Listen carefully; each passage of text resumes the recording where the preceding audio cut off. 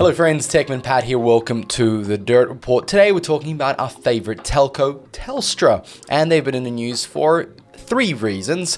One of those reasons was a fine for misleading customers a couple of years ago. We'll talk about that. The other reason is investment and stock performance. We're not going to talk about the stock performance, but I want to share a little tidbit about it. And then we're going to talk about the upgrades they're doing to the network, because that's actually big news. But also, the 3G shutdown has affected some people. So make sure to like and subscribe. Let's get started by rolling the intro.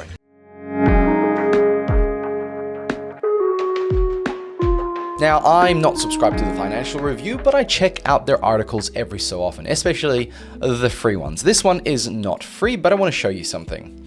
Cement and extended dominance, Telstra spends $800 million on mobile networks. Now, there is a big tidbit here about how investors are getting a share buyback, which hopefully will increase the price of the shares. And I think it already bounced over this week quite substantially to about $4 something. But the main story here is Telstra will spend $800 million to boost mobile coverage and increase internet speeds across its network over the next 4 years as it prepares for intense competition from Optus and TPG Telecom.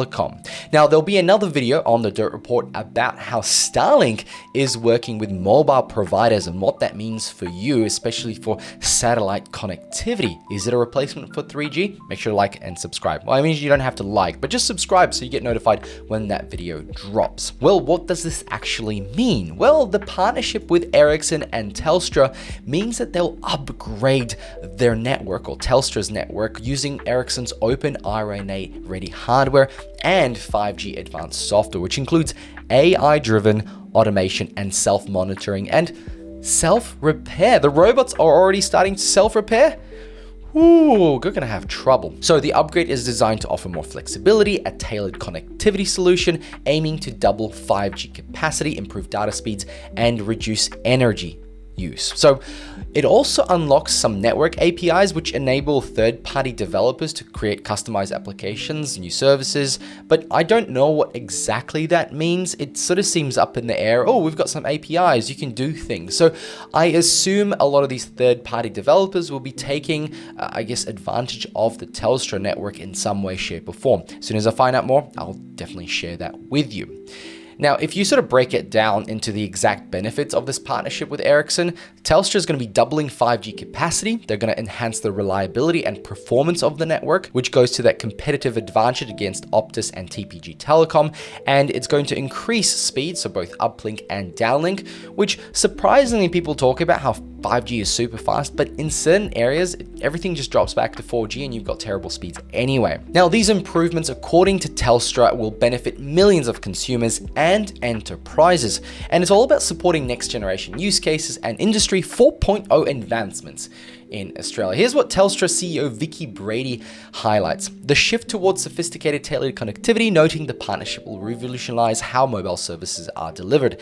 Ericsson CEO Boy Eklom reinforces that high-performance programming networks are essential for digitizing both enterprises and nations, setting the stage for unprecedented innovation. So look, a lot of big words. I guess at the end of the day, they're going to get more speeds, more capacity, and these $800 million that they're going to spend are hopefully going to go a long way. But at the same time, they have to pay some fines. So Telstra has been found to mislead nearly 9,000 Belong customers over broadband speeds. And this is from 21st of February, the announcement. And this happened a few years ago. In October, November 2020, Telstra migrated 8,897 customers who were on Belong NBN plan with a maximum download speed of 100 megabits per second and a maximum upload speed of 40 megabits per second to a service with a maximum upload speed of 20 megabits per second. I'm sure you all remember that disaster where all of a sudden those great plans, 100 down, 40 up, were replaced with 100 down, 20 up just to save a few dollars on uplink. Absolutely ridiculous. And basically that plan, 100 down, 40 up, became $10, $15 more expensive.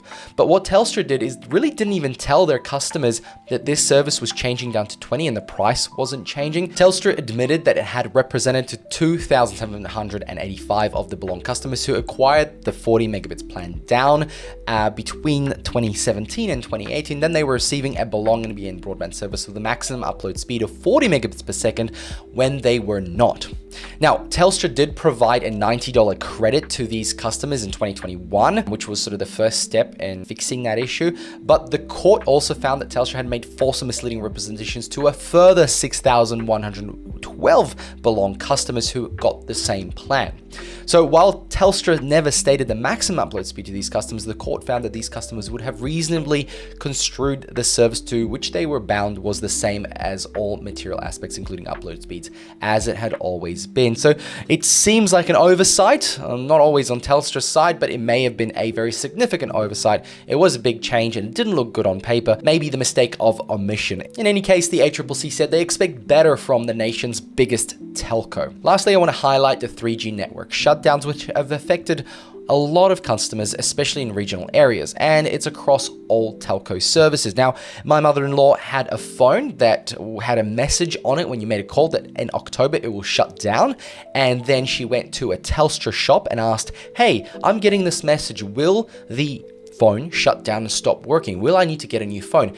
And unfortunately, it seems like the team members in the Telstra shop were not educated on how to diagnose this, and they told my mother-in-law that that phone will work fine. Well, October came and went, and the phone stopped working, which meant she had to go buy a new phone, which was unfortunate. Like, they don't need to keep buying a new phone. That phone wasn't old.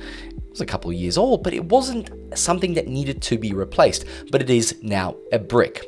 So there has been a lot more complaints. A total of 15,297 complaints were made in the final quarter of 2024, according to the latest Ombudsman report. It was 5.6% increase over the same period last year. Now, I don't know if that's a big one or that's an outlay, or maybe this big change, people didn't know what to do. It seems to have tapered off further in the year, so we'll see what the results are next year. But the actual problems or the complaints were no or delayed action by a provider. So if they made a complaint about something, there were no action or no fixes, and this is across all providers. Service or equipment fees, so again, more about money and getting charged for things they weren't really happy about.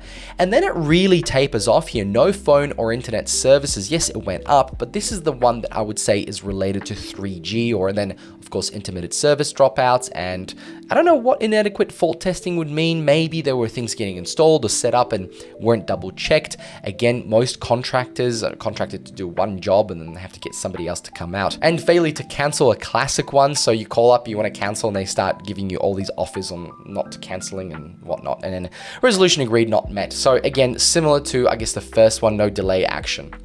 Now, in regard to that 3G shutdown, it's apparently, and according to the ABC here, the farmers are really feeling it, which really makes sense. And one of the commentators here, Mr. Taylor, said there's black spots where there never used to be black spots. There's more gaps, more dropouts. You can have a good amount of service according to your phone, and you still can't make a call.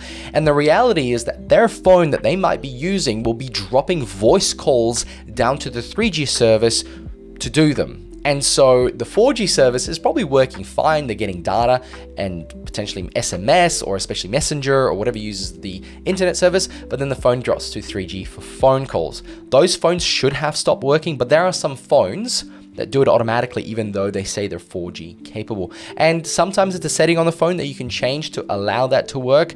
But again, it really depends. Now, many were likely to also struggle to get 4G signals because it doesn't travel as far as 3G. And this comes back to the upgrades I think Telstra is making. In my mind, Telstra has been known for having signal in areas where most telcos do not.